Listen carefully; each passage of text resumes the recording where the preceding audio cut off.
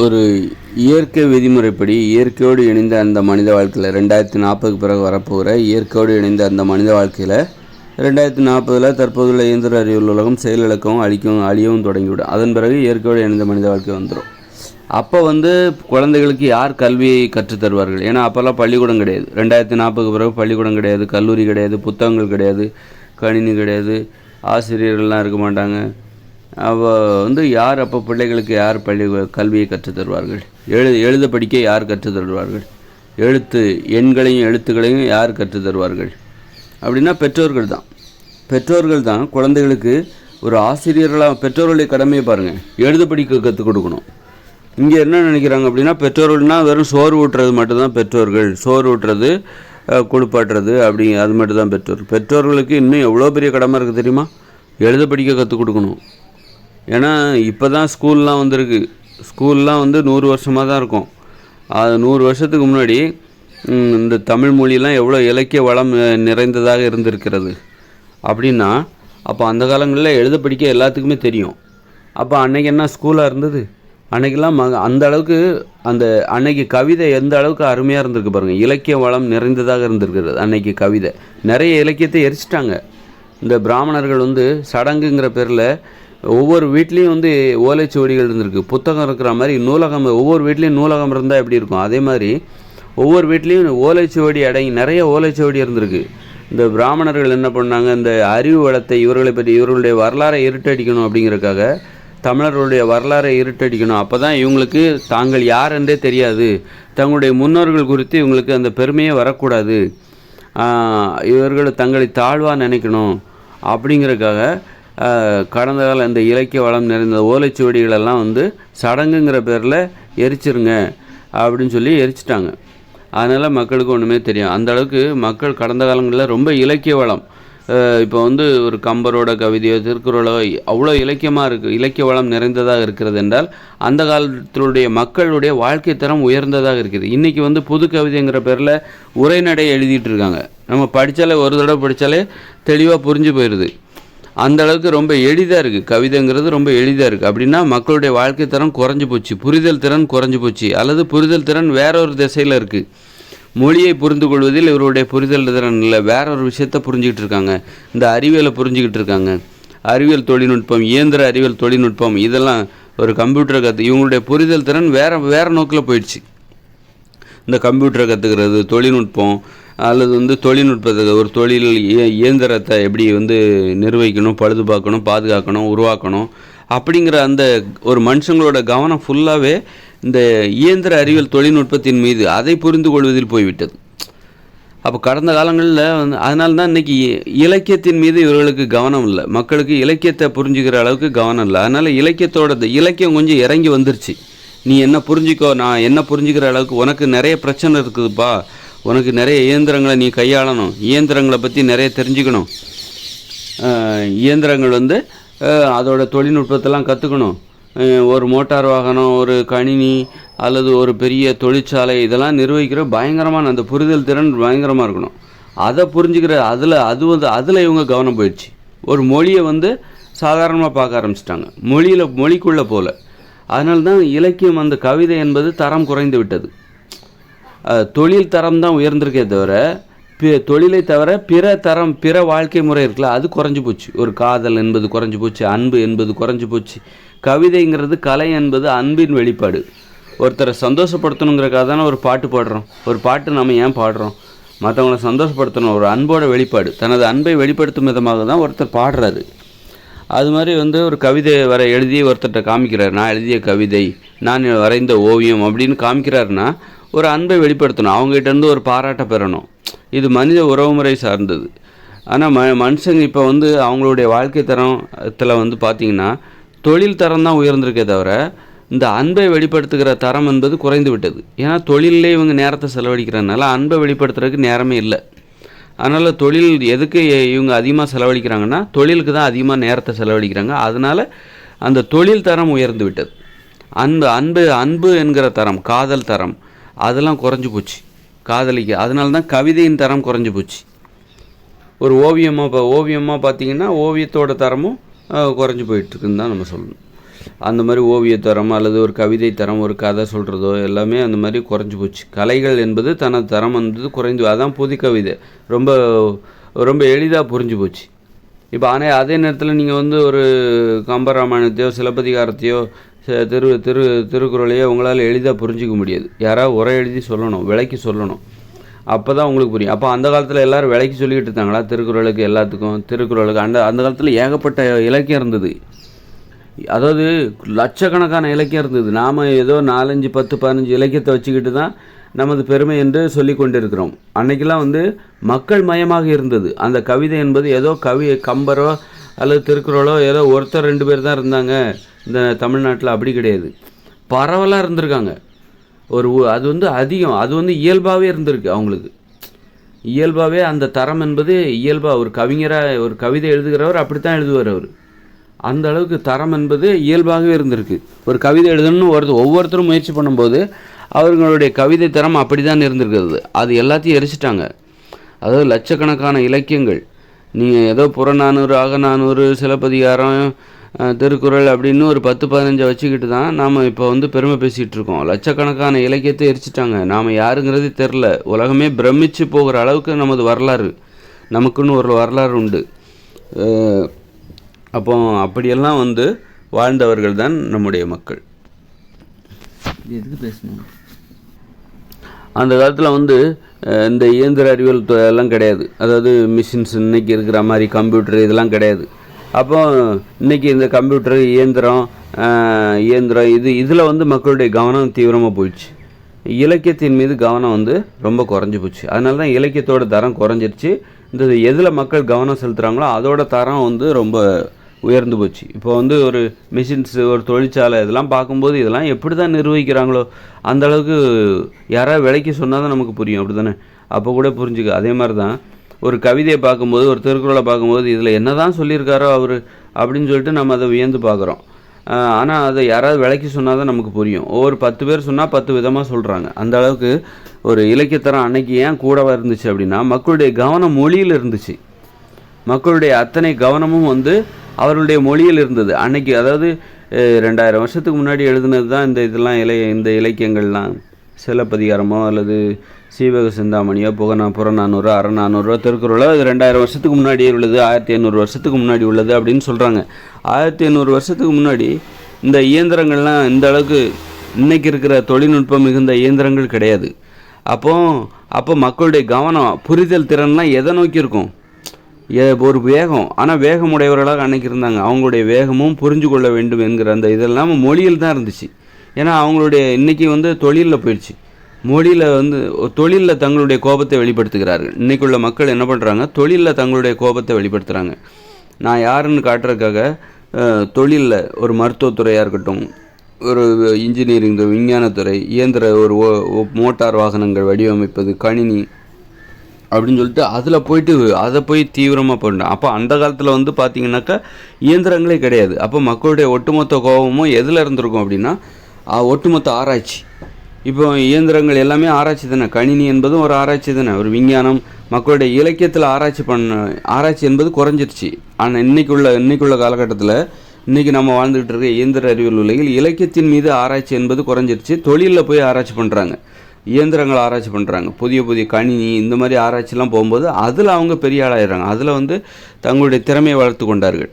இலக்கியத்தில் வந்து கவனம் குறைவாக இருக்கிறதுனால அதோட தரம் குறைஞ்சி போச்சு. ஆனால் அந்த காலத்தில் இந்த மாதிரி இயந்திரங்கள்லாம் கிடையாது, கணினி கிடையாது, கணினிலாம் கிடையாது, தானியங்கி இயந்திரங்கள் கிடையாது, மின்சாரம் கிடையாது. அப்படி இருக்கும்போது மக்கள் அன்றைக்கும் ஆராய்ச்சி நடந்துச்சு.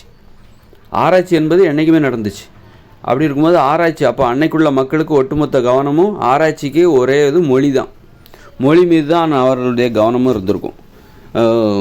அவருடைய கவனம் என்பது மொழி மீது தான். அவருடைய கோபமும் சரி, அவருடைய ஆராய்ச்சி என்பது மொழியை சார்ந்து தான், பேசுவது தான். அவருடைய நிறைய பேசுவாங்க. அதாவது தங்களுக்கு தெரிந்த இயற்கையை பற்றின கருத்துக்களை எல்லாம் கவிதையை மட்டும்தான் ஓலைச்சுவடியில் எழுதுவாங்களே தவிர, ஒரு கதையை சொல்லணுமா அதை கவிதையாக கூட எழுதுவாங்க. ஆனால் கருத்துக்களை வந்து அவங்க நேரடியாக பேசுகிற வழக்கம் தான் அவங்ககிட்ட இருந்திருக்கு. இன்றைக்கி நம்ம கருத்துக்களை புத்தகமாக எழுதுகிறோம். ஆனால் அன்னைக்குள்ள காலகட்டங்களில் அவங்க என்ன பண்ணாங்க? தங்களுடைய கருத்துக்களை நேரடியாக பேசிட்டு போயிட்டாங்க. ஆனால் கவிதை எழுதும்போது அதை தான் ஓலைச்சுவடியில் எழுதியிருக்காங்க. மற்றபடி வந்து ஒரு கருத்துக்களை இன்றைக்கி புத்தகமாக போடுற மாதிரி அன்னைக்கு கருத்துக்களை வந்து ஓலைச்சுவடியில் அவங்க எழுதலை. அதனால் அப்படி பார்க்கும்போது அன்னைக்குள்ள மக்கள் வந்து வெறும் கவிதை தான் ஓலைச்சுவடியில் எழுதினாங்க அன்னைக்குள்ள. அதனால தான் அவருடைய கோபம் எல்லாமே வந்து மொழி மீது திரும்பியது. கோபம் எல்லாமே பேச்சுக்களில் பேசித்தான் தனது திறமையை வெளிப்படுத்த வேண்டும், தனது தகுதியை வெளிப்படுத்த வேண்டும், தனது அறிவை வெளிப்படுத்த வேண்டும் அப்படிங்கிற நிலைமைக்கு அன்னைக்கு இருந்தாங்க. ஏன்னா இன்றைக்கி வந்து ஒருத்தர் தன்னுடைய தகுதியை திறமையை வெளிப்படுத்த அவங்கவுங்க தொழிலை சார்ந்து போயிடுறாங்க. தொழிலை சார்ந்து அது சம்மந்தமாக அந்த தொழிலுக்குள்ளே போய் பேசுகிறாங்க. ஆனால் அன்னைக்குள்ள மக்கள் வந்து இயந்திரங்கள், இன்றைக்குள்ள உலகத்தில் வந்து இயந்திரங்களை பற்றி பேசுகிறாங்க, இயந்திரங்களோட தொழில்நுட்பம் அது சார்ந்து பேசுகிறாங்க. தங்களுடைய திறமையும் ஒரு தகுதியும் உயர்த்து கொள்வதற்காக, அறிவை வளர்த்து கொள்வதற்காக. அன்னைக்கு வந்து ஒரு 2000 வருஷத்துக்கு முன்னாடி இது போன்ற இயந்திரங்கள்லாம் கிடையாது. அப்படிங்கும்போது ஒரு 2000-3000 வருஷத்துக்கு முன்னாடி இயந்திரங்கள், அதாவது உலோகங்கள் கண்டுபிடிக்கப்படாத காலத்திற்கு முன்பு, அப்போ வந்து பார்த்திங்கன்னா உலோகங்களே இல்லை. அப்படின்னா உலோகத்தை அடிப்படையாக கொண்ட எந்த கருவிகளும் ஆயுதங்களும் எதுவுமே இல்லாத காலகட்டங்களில் ஒரு மரத்தை கூட வெட்ட முடியாது. அந்த காலத்தில் மரம் வெட்டணும்னா அவங்களுக்கு அருவா, ஈட்டி, கோடாரிலாம் தேவை. உலோகங்களே கண்டுபிடிக்கப்படாத காலங்களில் அருவா கிடையாது, கோடாரி கிடையாது. அப்படி இருக்கும்போது மக்கள் வந்து தங்களுடைய திறமையை தகுதியை வெளிப்படுத்த எதை நம்பி இருப்பார்கள்? இன்றைக்கி இருக்கிற இயந்திர அறிவியல் மக்கள் தங்களுடைய தகுதியை திறமையை வெளிப்படுத்துறதுக்காக என்ன பண்ணுறாங்க அப்படின்னா எதை நம்புகிறாங்க அப்படின்னாக்கா வந்து தொழிலை நம்புகிறாங்க. தொழில் மூலமாக தங்களுடைய தகுதியை திறமையை வெளிப்படுத்தலாம் அப்படின்னு நம்புகிறாங்க. ஆனால் ஒரு உலோகங்களே கண்டுபிடிக்கப்படாத காலத்தில் மக்கள் தங்கள் தகுதியையும் திறமையும் வெளிப்படுத்த எதை நம்பியிருப்பாங்க அப்படின்னாக்கா அவங்க பேச்சை தான் நம்பியிருப்பாங்க. பேசுவதன் மூலமாகத்தான் தங்களுடைய தகுதியை திறமையை வெளிப்படுத்துவதற்கு முயன்றிருப்பார்கள். பேசுவதுனா மேடைக்கு மேடை பேசியிருக்க மாட்டாங்க, பார்க்குறவங்ககிட்ட பேசியிருப்பாங்க. தனது நண்பர்களிடம், தனது உறவினர்களிடம் பேசியிருப்பாங்க, பிடித்தமானவர்களிடம் பேசியிருப்பாங்க. பேசி தங்களுடைய அறிவை வெளிப்படுத்தியிருப்பார்கள், கோபத்தை வெளிப்படுத்தியிருப்பார்கள். எல்லாருக்குமே இந்த வழக்கம் இருந்தது, பேசுகிற நடைமுறை இருந்தது. ஓவியம் வரைவது, இந்த மாதிரி தங்களுடைய திறமையை வெளிப்படுத்துறது, அறிவை வெளிப்படுத்துவது, இயற்கை பற்றிய ஆராய்ச்சியை வெளிப்படுத்துவது, மொழி பற்றிய ஆராய்ச்சி. அப்போல்லாம் மொழி பற்றிய ஆராய்ச்சி தீவிரமாக நடந்துகிட்டு இருக்கு. எப்போ ஒரு உலோகங்கள் கண்டுபிடிக்கப்படாத காலகட்டங்களில் மொழி பற்றி அப்போ தான் அவங்க கண்டுபிடிச்ச மொழி தான் இப்போ நம்ம பேசிகிட்டு இருக்கிறது எல்லாமே. 3000 வருஷத்துக்கு முன்னாடி கற்காலம், அது உலோக காலம் கிடையாது. உலோகங்கள் வருவதற்கு முன்பு அது வந்து கற்காலம். கற்காலத்தில் வாழ்ந்தவர்கள் ஏதோ அவங்க ஆதிவாசிகள் வேட்டையாடி இறைச்சி சாப்பிட்டாங்கங்கிற மாதிரி ஏதோ காட்டு மிராண்டித்தனம் மாதிரி அவங்கள சித்தரிக்கிறாங்க. அப்படி கிடையாது. அவங்களாம் மிகப்பெரிய அறிவு நிறைந்தவர்கள், ஒழுக்கம் நிறைந்தவர்கள், கட்டுப்பாடு நிறைந்தவர்கள். ஏன்னா அவங்களுடைய கோபம் எல்லாமே அதில் தான் வாழ்க்கையில் திரும்பிச்சு. அவங்க வாழ்க்கை மூலமாக அன்பை வெளிப்படுத்துவது எப்படி? அன்பை வெளிப்படுத்துவதற்கு போட்டி போட்டாங்க. அன்பை வெளிப்படுத்துவதில் தங்களுடைய திறமையை வளர்த்து கொண்டார்கள். பாசத்தை வெளிப்படுத்துவதில் தங்கள் பிறரிடம் அக்கறையாக நடந்து கொள்வதில், ஒரு குடும்பத்தை பாதுகாப்பதில். ஏன்னா அன்னைக்கு வந்து லட்சியம்னு சொல்லிட்டு ஒரு உலோகங்கள் கண்டுபிடிக்கப்படாத காலங்களில் என்னுடைய லட்சியம், இன்றைக்கி நம்ம லட்சியம்னு சொல்லிட்டு டாக்டர் ஆகிறது தான், இன்ஜினியர் ஆகிறது தான் அப்படின்னு சொல்லிட்டு நம்ம போயிடுறோம், குடும்பத்தை மறந்துடுறோம். பணத்தை சம்பாதிக்கிறது, கோடீஸ்வரன் ஆகிறது தான் என்னுடைய லட்சியம் அப்படின்னு சொல்லிட்டு நம்ம குடும்பத்தை மறந்துட்டு இன்றைக்கி வேலை பார்த்துட்ருக்கோம். ஆனால் அன்றைய காலகட்டங்களில் அதுக்கெலாம் வாய்ப்பே இல்லை. நீ டாக்டர் ஆக முடியாது, இன்ஜினியர் ஆக முடியாது, அல்லது பள்ளிக்கூடம் போக முடியாது, கல்லூரி படிக்க முடியாது, விண்வெளிக்கெல்லாம் போக முடியாது. அப்போ வேறு வழியே அந்தளவுக்கு தான் உலோகங்கள் கண்டுபிடிக்கப்படாத காலகட்டங்களில் மக்களால் ஒரு மரத்தை கூட வெட்ட முடியாது. அப்படின்னா அவங்க எந்த அளவுக்கு எளிமையானவங்களாக இருந்திருப்பாங்க. ஆனால் அதே நேரத்தில் அவங்களுக்கு வந்து தங்களுடைய திறமையை வெளிப்படுத்தணும், தகுதியை உயர்த்து கொள்ள வேண்டும். போட்டி என்பது மனுஷ வாழ்க்கையில் ஒரு போட்டி என்பது இருந்திருக்கும். அப்போ அவங்க எப்படி போட்டி போட்டிருப்பாங்க? தங்களுடைய திறமையை தகுதியை வளர்த்து கொள்வதற்காக, திறமையை உயர்த்தி கொள்வதற்காகவும், தகுதியை உயர்த்தி கொள்வதற்காகவும் அவங்க எப்படி போட்டி போட்டிருப்பாங்க? வாழுகிற வாழ்க்கை மூலமாக போட்டி போட்டிருப்பாங்க. எப்படி வாழணும், ஒரு குடும்பமாக எப்படி வாழணும், ஒரு அப்பாவாக, ஒரு அம்மாவாக எப்படி பிறரை விட சிறப்பாக செயல்பட முடியும், ஒரு அன்பை வெளிப்படுத்துவதில் எப்படி சிறப்பாக செயல்பட முடியும், ஒரு பாசத்தை வெளிப்படுத்துவதில் எப்படி சிறப்பாக செயல்பட முடியும், காதலில் புதுமை, அந்த மாதிரி ஒரு காதலிப்பதில் அது அப்போ தான் வந்து இலக்கியம் என்பது இன்னும் ஒரு கவிதை எழுதுவது எப்படி இருக்கணும் இன்னும் சிறப்பாக. மொழியில் என்ன குறைபாடு இருக்குது, மொழியில் இன்னும் என்ன மாற்றப்பட வேண்டும் அப்படின்னு சொல்லிட்டு அவங்களுடைய கோபம் எல்லாமே வந்து அந்த எளிமையான அந்த வாழ்க்கைக்குள்ளேயே திரும்பிச்சு. எப்படி வாழ்வது, எப்படி அன்பை செலுத்துவது. ஏன்னா அவங்களுக்கு வேறு வழி இல்லை. தங்களுடைய கோபத்தை வெளிப்படுத்துவதற்கு வேறு எந்த வழியுமே இல்லை. அன்பை வெளிப்படுத்துவது எப்படி, பாசத்தை பிறருக்கு அக்கறையாக எப்படி நடந்து, குடும்பத்தை பாதுகாப்பது எப்படி, பிற உயிரினங்களிடமிருந்து தங்களுடைய குடும்பத்தை எப்படி பாதுகாத்து கொள்வது, இந்த மாதிரி போட்டி தான். கவிதை எழுதுவது எப்படி, பாடல் பாடுவது எப்படி, பாடலை எப்படி சிறப்பாக பாடுவது, இந்த மாதிரி தான். ஏன்னா அங்கெல்லாம் மைக்கெல்லாம் கிடையாது, மேடை கிடையாது. ஆனால் ஒருவருக்கொரு நேரடியாக தங்களுக்கு பிடித்தமானவரிடம் தங்கள் திறமையை வெளிப்படுத்துகிற ஒரு நடைமுறை. தங்களுக்கு பிடித்தமானவரிடம் தங்களுடைய திறமைகளை வெளிப்படுத்துகிற ஒரு நடைமுறை. அன்பை வெளிப்படுத்துறதும் ஒரு திறமை தான். அன்பை வெளிப்படுத்துறது, பாசத்தை ஓவியம் வரைவது, கவிதை எழுதுவது, நடனம் எழுதுவது, விளையாடுவது, வேட்டையாடுவது, தொழில் செய்வது, இப்படி ஒரு எளிமையான வாழ்க்கையில் அவர்கள் வாழ்க்கைக்குள்ளாவே ஒரு போட்டி போட்டுக்கிட்டாங்க. அதனால தான் அன்னைக்கு ஏன் கவிதையின் தரம் கூடியதாக இருந்தது என்றால் அவருடைய கவனம் எல்லாமே மொழி மீது இருந்தது. வேறு வழியில் கவனம் திரும்புறதுக்கு வாய்ப்பே இல்லை. வேறு வழிகளில் இன்றைக்கி உள்ள மக்களுடைய கவனம் எப்படியெல்லாம் திரும்பியிருக்கு, இன்ஜினியரிங், விஞ்ஞானம் அப்படின்னு சொல்லிட்டு புத்தகம், மிஷின்ஸ், இயந்திரங்கள், மோட்டார் வாகனங்கள் அப்படின்னு சொல்லிட்டு இன்றைக்கி உள்ள கவனம் எல்லாமே வேறு வழியில் திரும்பிச்சு. வாழ்க்கை மேலே நம்மளால் அன்பு செலுத்த முடியல. அது நம்முடைய கவனம் அன்பு செலுத்துவதில் இல்லை, ஒரு அன்பாக பேசுவதில் நமது கவனம் வெளிப்படுத்த முடியவில்லை, நமது திறமையை வளர்த்து கொள்ள முடியவில்லை. காரணம் என்ன, நமது கவனத்தை திசை திருப்புகிற முயற்சி இங்கே நிறைய நடக்குது. தொழில் நமது கவனத்தை திசை திருப்பி விட்டது. ஆனால் அந்த காலத்தில் தொழில் என்பது எளிமையாக இருந்ததால் தொழிலில் போய் மக்கள் பெரிய நேரத்தை செலவிட முடியல. கவனத்தை திருப்பி நேரத்தை ரொம்ப செலவிட்டு தொழிலில் திறமையை வளர்த்துக்க அங்கே வாய்ப்பே கிடையாது. எப்போ உலோகங்கள் கண்டுபிடிக்கப்படாத காலங்களில் தொழிலில் தங்களுடைய திறமையை வளர்த்து கொள்வதற்கு அங்கே வாய்ப்பே கிடையாது. வேறு வழியே இல்லாமல் மக்கள் தங்களுடைய கோபத்தை, திறமையை, தகுதியை உயர்த்தி கொள்ள, தரத்தை உயர்த்தி கொள்ள என்ன பண்ணாங்க, அன்பு செலுத்துவது எப்படி, அன்பு செலுத்துவதில் போட்டி போட்டாங்க. இன்றைக்கி தொழிலில் போட்டி போடுறாங்களா, இதே போட்டி ஒரு உலோகங்கள்லாம் கண்டுபிடிக்கப்படாத காலங்களில் அன்பு செலுத்துவது எப்படி, குடும்பத்தை எப்படி பாதுகாத்துக்கிறது, காதலிப்பது, இந்த மாதிரி தான் சுதந்திரமாக வாழ்வது, மகிழ்ச்சியாக வாழ்வது எப்படி, அப்படி அந்த போட்டி அந்த காலகட்டங்களில் நடந்துச்சு. அப்போ தான் இந்த மொழி ஆரோக்கியமாக வளர்ந்தது. அப்போ அன்பை எல்லாம் மொழி மீது ஒரு கவனம் இருக்கணும். ஒரு அறிவோடு எப்படி வாழ்வது, அப்படி ஒரு போட்டி. அப்போ இது எல்லாத்துக்கும் கருவி எதுனா, அன்பை வெளிப்படுத்துவதற்கு உங்களுக்கு எது கருவி, மகிழ்ச்சியாக வாழ்வதற்கு உங்களுக்கு எது கருவி, மொழி தான் கருவி. நீங்கள் பேசுகிற மொழி தான் கருவி. அன்பை வெளிப்படுத்தும் போது எப்படி வெளிப்படுத்துவீங்க, பேசி தானே வெளிப்படுத்துவீங்க. நீங்கள் உங்களுடைய தாய்மொழியில் பேசி தானே உங்களுடைய அன்பை வெளிப்படுத்துவீங்க. அப்போது நீங்கள் உங்களுக்கு தாய்மொழியே, உங்களுக்கு மொழியே இல்லை அப்படின்னா உங்கள் அன்பை நீங்கள் எப்படி வெளிப்படுத்துவீங்க, பெப்பப்ப அப்படின்னு தானே சொல்லுவீங்க. ஒரு சத்தம் போட்டு கீச்சு மூச்சின்னு குரங்கு மாதிரி கத்திக்கிட்டு தான் சொல்லணும். மொழி இருக்கிறனால தான் உங்களுடைய உணர்வுகளை தெளிவாக பிறருக்கு விளக்கி சொல்கிறீர்கள். மொழினா என்னென்னாக்கா உங்கள் உணர்வுகளுக்கு விளக்கம் கொடுக்குற ஒரு கருவி. உங்கள் உணர்வுகளுக்கு தெளிவாக கொஞ்சம் கூட சந்தேகமே இல்லாமல் நான் இதைத்தான் நினச்சேன், இதைத்தான் சொல்ல நினச்சேன், இதைத்தான் சொல்லுகிறேன் என்று பிறருக்கு குழப்பம் இல்லாமல் உங்கள் உணர்வுகளுக்கு தெளிவாக பிறருக்கு விளக்கம் சொல்லுகிற ஒரு கருவி அல்லது ஒரு ஊடகம், அதுதான் மொழி. அப்போ அவங்களுடைய கவனம் எல்லாமே மொழி மீது தான் இருந்திருக்கும். ஒரு உலோகங்கள் கண்டுபிடிக்கப்படாத காலங்களில் மக்களுடைய கவனம் எல்லாமே மொழி மீது தான் இருந்திருக்கும். ஏன்னா அவர்களுடைய தங்களுடைய திறமையை வெளிப்படுத்துவதற்காக மொழியை தான் நம்பினார்கள். அந்த மொழி தான் அவர்களுக்கு கருவி. அதனால் அந்த கருவியை அவர்கள் பட்டை தீட்டினார்கள், மெருகேற்றினார்கள், புதுசாக வச்சுருந்தாங்க. அந்த கருவியை எப்போவும் பயன்படுத்தினார்கள். இன்றைக்கி நம்ம மொழியை பயன்படுத்துகிறதே இல்லை. மொழியை தொழிலுக்காக தான் பயன்படுத்துகிறோம், ஒரு அன்பு செலுத்துவதற்காக பயன்படுத்துவதில்லை. இன்றைக்கி இருக்கிற இயந்திர அறிவியல் உலகில் நாம் பேசுகிற மொழியை தொழிலுக்காக தான் பயன்படுத்துகிறோம். இந்த பள்ளிக்கூட பாடப்புத்தகங்கள் எல்லாமே நாளைக்கு பின்னாடி தொழில் செய்ய போகிறோம், அதற்கான முன்கூட்டியே கொடுக்கப்படுகிற பயிற்சி தான் பள்ளிக்கூடங்களில் கொடுக்குற பயிற்சி.